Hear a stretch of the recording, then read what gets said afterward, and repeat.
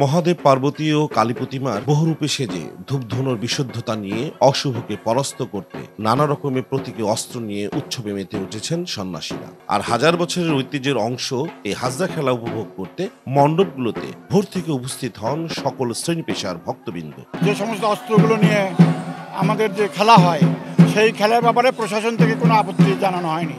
এই হাজরা খেলতে অঞ্চলভিত্তিক কালী মণ্ডপগুলোর সন্ন্যাসীরা মধ্যরাত থেকেই পূজা অর্চনা করে মহাশ্মশানে গমন করেন। সেখান থেকে বিশেষ মন্ত্র ও পুজো পাঠ শেষ করে সবাই দল বেঁধে বের হয়ে পড়েন হাজরা খেলা প্রদর্শন করার জন্য। এটা আসলে আমাদের বাংলার একটা ঐতিহ্য এবং যুগ যুগ ধরে এটা হয়ে আসছে, যার জন্য এটা দেখতে আসা। এটা আমরা প্রতি বছর এটা করে থাকি। এটা করলে আমাদের মন আনন্দিত হয়। চৈত্র সংক্রান্তিতে বিশেষ আয়োজনের সঙ্গে 3 দিন আগ থেকেই চড়ক পূজা শুরু করেন ভক্তরা। তবে চড়ক ও হাজরা খেলা সব মন্দিরে হয় না, এটি শুধু যেখানে কালী ঠাকুরের পূজা হয় সেখানেই হাজরা ও চড়ক পূজা অনুষ্ঠিত হয়। ধারালো বস্ত্রটা রূপকাত্রে ব্যবহার করা হয়।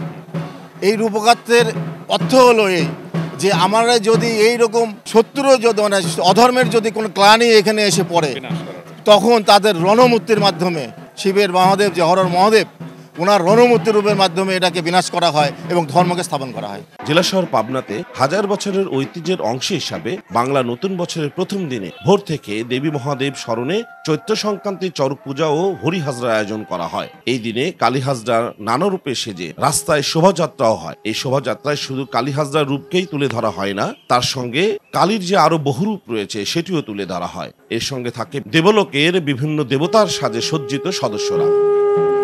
মহাদেবের বাইরে কিচ্ছু না। মহাদেবের যে বাহু শক্তি, মা কালী, দেবী পার্বতী একই আমরা বিভিন্ন রূপে ভাবে তাকে দেখি বা স্মরণ করি। চড়ক পুজো উপলক্ষে বিভিন্ন দেবদেবীর সাজে এই নৃত্য দেখা যায়। দেবী রূপে মুখোশ পরে অস্ত্র হাতে নৃত্য করতে দেখা যায় সন্ন্যাসীদের। আর রাস্তার দুই ধারে উৎসুক বহু মানুষ ভিড় করেন এই হাজরা নৃত্য দেখার জন্য। চড়ক উৎসবের মধ্যে দিয়ে মূলত শিবের আরাধনা করা হয়। হাজরা খেলার শিব সেজে গাজন সন্ন্যাসীরা বাজনার তালে নৃত্য করে থাকে। এটা আমাদের একটা সংস্কৃতি, বাংলার ধর্মীয় সংস্কৃতি। এটা যেন যুগ যুগ ধরে রাখা হয়, আমরা দেখছি ছোটবেলা থেকে, এবং আমাদের সন্তানদের আগামী প্রজন্মদেরকে এটা জানানোর জন্যই নিয়ে আসা। এখানে আসলে মূলত মহাদেব এবং কালী এই দুই দেবদেবীরই পূজা অর্চনা করা হয়। মূলত চড়ক পূজাটা হয় মহাদেবকে নিয়ে, শিব ঠাকুরকে নিয়ে।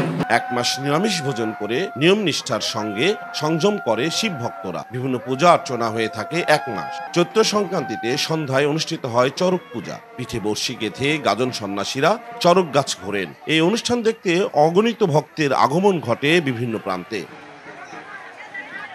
মুস্তাফিজুর রহমান, 71 পাবনা।